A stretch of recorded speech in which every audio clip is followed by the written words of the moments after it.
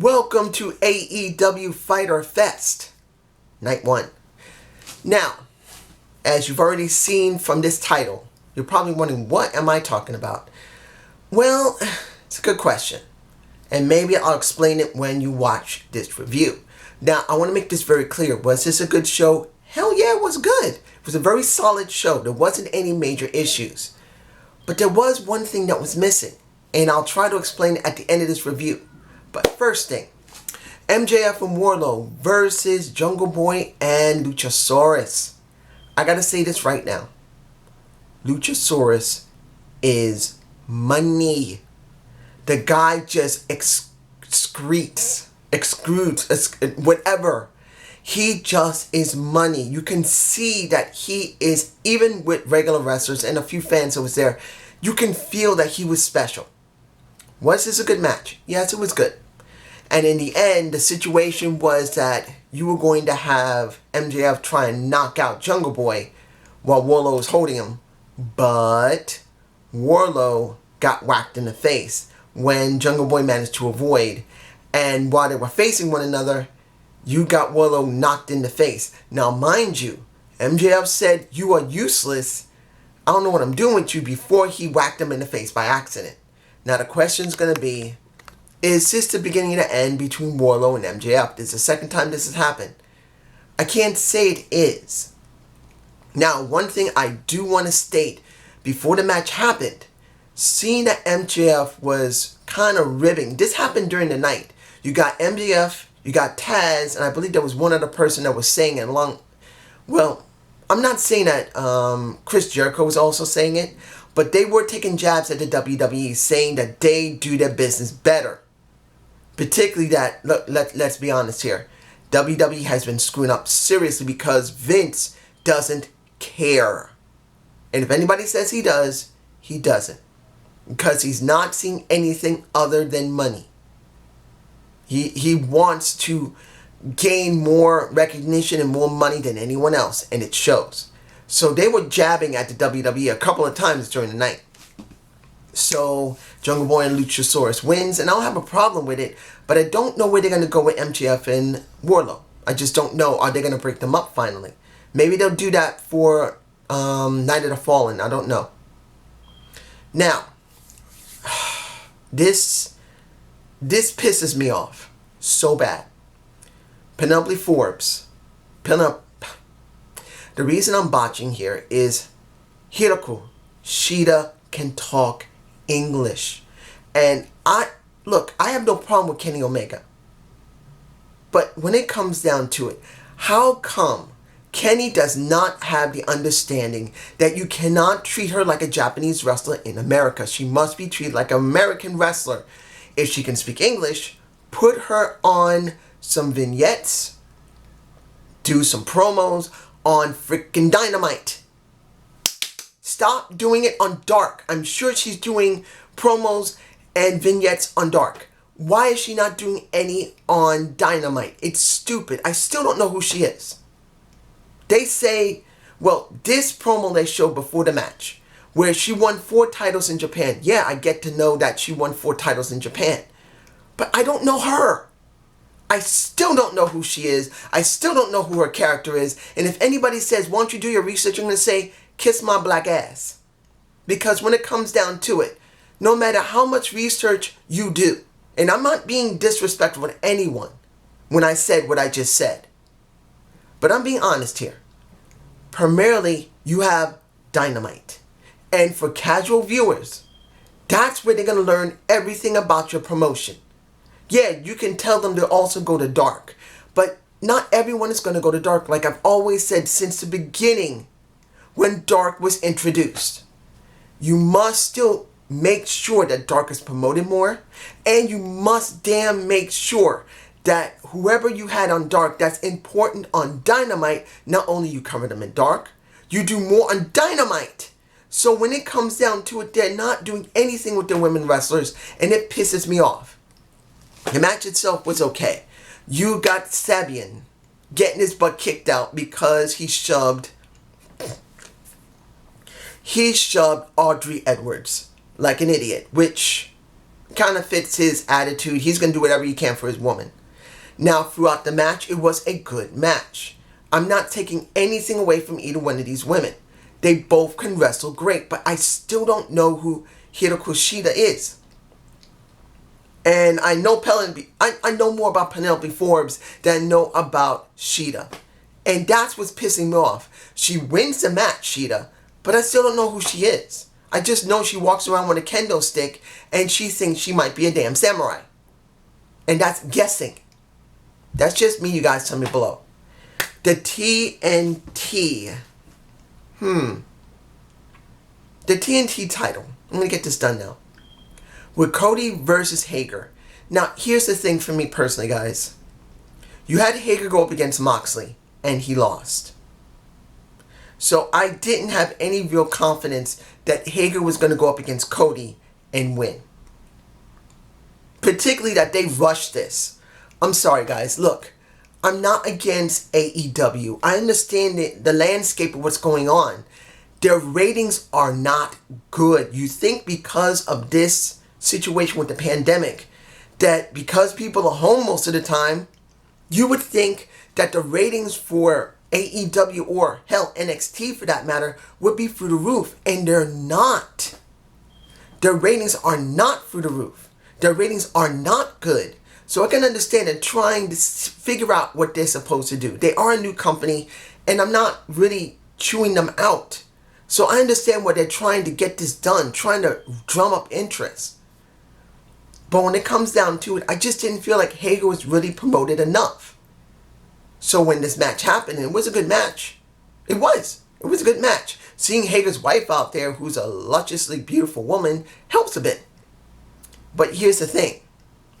At the end of the match, once you got Hagar putting the choke onto Cody and he managed to turn it around and then makes a pin out of it, yes, you do protect Hagar. But I'm not surprised because I haven't seen anything from Hagar. Look, it would have been better that they had not promoted Hagar in this position against Moxley. If this was about him and Cody, then it would be alright. But he's already jobbed out to Moxley. If he had not jobbed and he lost here, I wouldn't lose any type of credibility for him. But when it comes down to it, his credibility wasn't that great. They haven't really promoted the Inner Circle that well with him in it. And I know a lot of people say they have, but I haven't seen it that much because it's been too short of a time. If this was spread across 5 or 6 months and then it culminated in this, not 5 weeks in the TNT title being introduced, then it would make sense. If Cody defended the title once a month and then he did no types of title runs, well, let me put it like this. If Cody actually defended the title once a month and he had regular matches and he says, I'm only defending it once a month, that would make more sense. That would give more for people because, yeah, if you beat Cody does not mean you're going to go up against Cody. You still got to be in a pecking order. Whoever beats Cody have to challenge the guy who beat Cody. You could do it like that. If Cody gets beat by one person and gets beat by another, then those two got to face one another and maybe a couple of matches to try and see who's better to go against Cody to get the TNT title. But with already 5 weeks in on his title run, every week he's been defending it, except for last week. It's too soon. So you get Hagar knocking out the ref because the ref did not go in his favor because Cody was out. He was laid out by the choke. So it doesn't end the story between Hagar and Cody, but it doesn't really help Hagar that much either because Hagar already jobbed to Moxley. And if he had not jobbed to Moxley, then I wouldn't have had a problem. Just me, you guys tell me below. And let's move on. We got Pride and Power, PP versus Private Party, with the Matt Hardy at ringside. Now, this is an interesting thing. I know Private Party and PP, formerly known as LAX, worked in House Glory. I haven't really managed to see any matches that happened during that time. But I have seen both of them work separately. And when it comes down to it, they do pretty damn well. And there was one interesting thing. When it came to Ortiz, he came out in the mask. And then he took the mask off. Which is good to see that people have the right at AEW to wear masks if they want. Next to still being tested, because we're being honest here. AEW is testing. I'm sure Impact is testing. WWE only just started testing last week. Or week before. About last week or week before. So it's good to see that people do have the right to wear a mask. So the match was actually decently good. It was good. And in the end, you got Pride and Power now being the number one contenders to whoever wins the match later in the night. Which I'm alright with. Ortiz just looked he looked pissed. Which was fine, I'm good. And then the thing that made the best out of it. You got Orange Cassidy, who was at commentary, because you had Y2J start with commentary. And he stayed there until Cassidy came out for the Pride and Power versus Private Party match. And when it was all over, Cassidy was on his mind. Cassidy has gotten rent in Jericho's brain. So he threw some water at him. Cassidy got up, tried to walk away, and it was sort of a free-for-all because you got them holding back a Chris Jericho, and they didn't even need to bother to hold back a Cassidy. And he's screaming for Cassidy. Now, I want to make this very clear about Orange Cassidy for me personally. Next to Darby Allin, who did have a segment, and I'll talk about that in a moment, I like Orange Cassidy. He has a legit character that is unique. He's a sloth that when he gets pissed off enough, he will work. And unlike everyone else who basically jumps and flips and kicks and is willing to break their neck, at least if he does it, he's doing it with a character combined with it. So he is one of the most entertaining people who is a high flyer that I've seen in a while. Next to Darby Allin, who I'll talk about right now. Darby Allin is still told he cannot be cleared. So he went out basically skateboarding to keep himself in shape. Which I have no problem with. I enjoyed it. I'm alright with it. Now, let's see, anything else? Oh, the puppies. What was that little bit about the puppies? Tell me why. Someone say below, why did they show puppies in the beginning of the show? I just remembered. Now, Cage came out because we know Moxley is not going to come. He will be at the Fight of the Fallen. I believe it's the name of it. I can't remember. The Fight for the Fallen. He's going to be there. I think it's the 15th. Or the 18th. I think it's the 15th because... oh yeah. Impact is on the 18th. So they're on the 15th. So it's good to see they will be doing that. That Moxley didn't rush back. And the thing I enjoyed the most, when Taz came out with the Brian Cage, he addressed it. He made it very clear. We're not pissed. No matter if he did politicking. I'm saying this, no matter if he did politicking or not. As the Taz said, that was politicking because he said, look, we know that you're home. We know you've been tested twice at home. We know you are negative. But we have testing here like other than other places. We are tested here. So if you want to play around and do this garbage, I don't care. Fine. My boy is going to destroy you.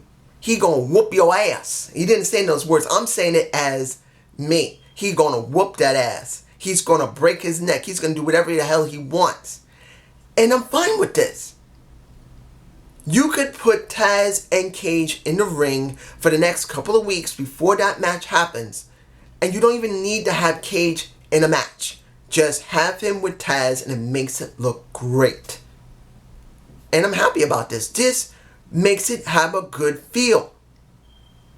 And then finally, you have the AEW Tag Title match. When it came to Best Friends versus Kenny and when it came to Hangman Page, he looked good. When it came to Kenny, he looked good. Trent's mom drove him and Chuck to the arena. And she was in the crowd. Whatever crowd they had. She's in my face in the crowd. That was just silly, man. But it was interesting.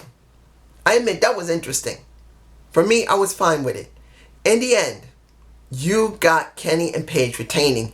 And while this was going on, and FTR was out there watching, when the match was over, they were drinking, but then when the match was over, they both came out to the ring, offered them both some beer.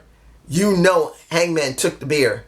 And Kenny did as well until he poured the damn thing out. And then you had an attitude from FTR on Paige. Well, on Kenny more than Paige, because Paige was willing to take the beer. Kenny poured it out and pissed him off. And then the Bucks came out and they're trying to separate the group. This was a good ending. But I'm going to be honest here, guys. Something was missing for me. Now, I'm not going to lie about this. I have not been myself. I don't have corona. I have got allergy problems because of the weather. It's been pretty hectic for me. Feel it all in my face. Even with allergy medicine, it hurts. But I have been under stress. I have been having more anxiety and a bit of depression than I normally would. It has not been good in New York. We got the cops going back and forth literally on loudspeakers talking to the people. Because honestly, some of the people in my area have been acting a bit stupid. I'm not sorry for the people. If you hear someone saying lay down, that's the mom taking care of the kid. The kid was crying. Feel sorry for them. Their kids are home. And it must be hard on them. But essentially speaking, it has not been easy in my area. So it's made me more anxious and more depressed than normal. So maybe that is what I'm getting here. But I feel that it's not that. I feel that they're missing star power. If Moxley had been there, that would have probably helped a lot. That, for me personally, I think Moxley being there would have helped a lot. But without Moxley there, the only other person you have is Chris Jericho, who gives us some star power. But Chris is working commentary, and he doesn't come out to do a match. And Guevara not being there right now makes it even harder. Jimmy Havoc not being there makes it even harder. So it's like they're missing star power. They need someone like a... Let's be honest. You don't have CM Punk there. I do believe he needs to be there. If CM Punk was there, even if he was a manager, it would help out a lot. He doesn't need to wrestle. Just his presence there would give something to wrestling fans they desperately need. Star power. Just, that's what I feel. I feel like there's something missing. They need some star power. They need like a CM Punk. Let's say if Daniel Bryan wasn't there, they could take Daniel Bryan. They just need someone with some star power. But other than that, if you take that part out, it was a solid show for night 1. Now, I wonder what night 2 is going to be. You guys tell me below.